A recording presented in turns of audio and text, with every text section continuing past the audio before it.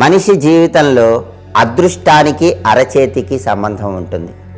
ప్రతి మనిషికి అరచేతిలోనే అదృష్టం ఉంటుందని హస్త సాముద్రికల్లో చెప్పారు.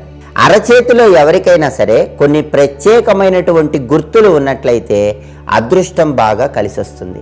అలాగే అరచేతిలో ఉన్నటువంటి రేఖలను బట్టి కూడా మన భవిష్యత్తు ఎలా ఉంటుందో, మన అదృష్టం ఎలా ఉంటుందో చాలా సులభంగా తెలుసుకోవచ్చు. ఎవరికైనా సరే అరచేతిని పరిశీలించినట్లయితే ఈ చూపుడు వేలు క్రింది భాగాన్ని గురుస్థానము అంటారు. ఈ గురుస్థానానికి చాలా శక్తి ఉంటుంది. ఎక్కడైనా సరే అరచేతిలో ఇంటూ మార్క్ ఉన్నట్లయితే, క్రాస్ మార్క్ ఉన్నట్లయితే అది చెడు ఫలితాలను కలిగింపజేస్తుంది. కానీ చూపుడు వేలు క్రింది భాగంలో ఉన్న గురుస్థానంలో మాత్రం క్రాస్ గుర్తు ఉన్నట్లయితే అది అద్భుతమైనటువంటి శుభ ఫలితాలను కలిగింపజేస్తుంది. అంటే చేతిలో ఎక్కడా కూడా క్రాస్ గుర్తు ఉండకూడదు. క్రాస్ గుర్తు, ఇంటూ గుర్తు అనేది ఎప్పుడూ కూడా ఇబ్బందులే కలిగిస్తుంది. కానీ చూపుడు వేలు క్రింది భాగంలో ఉన్న గురుస్థానంలో క్రాస్ గుర్తు, ఇంటూ గుర్తు ఉంటే మాత్రం అద్భుతమైన శుభ ఫలితాలు కలుగుతాయి, ధనప్రాప్తి కలుగుతుంది, వాళ్ళ దాంపత్య జీవితం చాలా బాగుంటుంది, వాళ్ళ పార్ట్నర్ ఎప్పుడూ కూడా అనుకూలంగా ఉండటానికి అవకాశాలు ఎక్కువగా ఉంటాయి. అంతటి శక్తి ఈ చూపుడు వేలు కింద ఉన్నటువంటి ఇంటూ మార్కుకు ఉంటుంది. అలాగే ఈ చూపుడు వేలు కింద ఉన్నటువంటి గురుస్థానంలో కొంతమందికి అర్ధచంద్రాకారంలో రేఖ ఉంటే దాన్ని సాలమన్ రేఖ అనే పేరుతో పిలుస్తారు. ఇంగ్లీష్లో కింగ్ ఆఫ్ సాలమన్ అంటారు. వాళ్ళు అనేక మందిని నడిపించేటటువంటి నాయకత్వ లక్షణాలు కలిగి ఉంటారు. వందల మంది వాళ్ళ మాట వింటారు. అలాంటి శక్తి ఆ సాలమన్ రేఖకు ఉంటుంది. అయితే కొంతమందిలో అర్ధచంద్రాకారంలో పూర్తిగా రేఖ ఫామ్ కాదు, కొద్దిగా మాత్రమే ఫామ్ అవుతుంది. అటువంటి వాళ్ళు కూడా నాయకత్వ లక్షణాలను కలిగి ఉంటారు. వాళ్ళ పరిధిలో అందరినీ నడిపించేటటువంటి శక్తి సామర్థ్యాలను కలిగి ఉంటారు.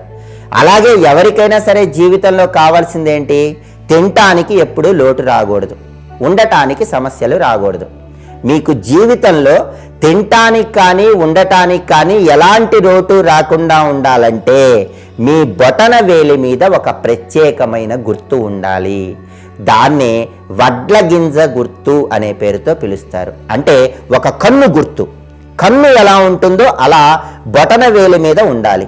దాన్నే వడ్ల గింజ గుర్తు అనే పేరుతో పిలుస్తారు. ఆడవాళ్ళకైతే ఎడమ చెయ్యి, మగవాళ్ళకైతే కుడి చెయ్యి, బొటన వేలు చూసుకోండి. ఎవరికైనా సరే బొటన వేలు మీద ఇలా కన్ను ఆకారంలో గుర్తు ఉంటే దాన్ని వడ్ల గింజ రేఖ అంటారు. వాళ్ళకి జీవితంలో ఎన్ని సమస్యలు వచ్చినా సరే తినటానికి మాత్రం ఎప్పుడూ లోటు ఉండదు, ఉండటానికి లోటు ఉండదు. జీవితం అనేది తప్పకుండా హాయిగా గడిచిపోతుందని చెప్పటంలో ఏమాత్రం సందేహం లేదు. అలాగే ఎవరికైనా సరే కోటీశ్వరులు అయ్యేటటువంటి ప్రత్యేకమైన గుర్తు కూడా ఉంటుంది. అది ఎక్కడుంటుందో తెలుసా? మన చేతి వేలలో దీన్ని ఉంగరం వేలు అంటారు. ఈ ఉంగరం వేలును రవిస్థానము అంటారు. అంటే మన చేతి వేళలో ఒక్కొక్క వేలు గ్రహాల్లో ఒక్కొక్క స్థానాన్ని తెలియజేస్తుంది. ఈ ఉంగరం వేలును రవిస్థానము అంటారు. అంటే నవగ్రహాల్లో సూర్యుడి స్థానం. ఈ ఉంగరం వేలు క్రింది భాగంలో ఎవరికైనా సరే చతురస్రం, స్క్వేర్ ఉన్నట్లయితే వాళ్ళు తప్పకుండా జీవితంలో కోటీశ్వరులు అయి తీరుతారని చెప్పటంలో ఏమాత్రం సందేహం లేదు. అందుకే ఆడవాళ్ళైతే ఎడమ చేయి చూసుకోండి, మగవాళ్ళైతే కుడి చేయి చూసుకోండి. మీ ఉంగరం వేలు క్రింది భాగంలో చూసుకోండి. ఉంగరం వేలు క్రింది భాగాన్ని రవిస్థానం అంటారు. ఆ కింద ఎక్కడైనా సరే ఉంగరం వేలు క్రింది భాగం మొత్తం చూసుకోండి. ఆ మొత్తం భాగంలో ఎక్కడైనా సరే ఒక చతురస్రం, ఒక స్క్వేర్ ఉంటే మాత్రం జీవితంలో ఎలాంటి కష్టాలు వచ్చినా సరే తప్పకుండా కోటీశ్వరులు అవుతారు. మరి మాకు స్క్వేర్ లేదండి అని భావించే వాళ్ళు బాధపడక్కర్లేదు. ఈ రవిస్థానం కింద నిలువు రేఖ ఉన్నా కూడా కోటీశ్వరులు అవుతారు. దాన్నే రవి రేఖ అనే పేరుతో పిలుస్తారు. అందుకే ఎవరికైనా చేతిలో ఉంగరం వేలుకు చాలా శక్తి ఉంటుంది. మీ ఉంగరం వేలు కింద నిలువు రేఖ ఉన్నా కోటీశ్వరులు అవుతారు.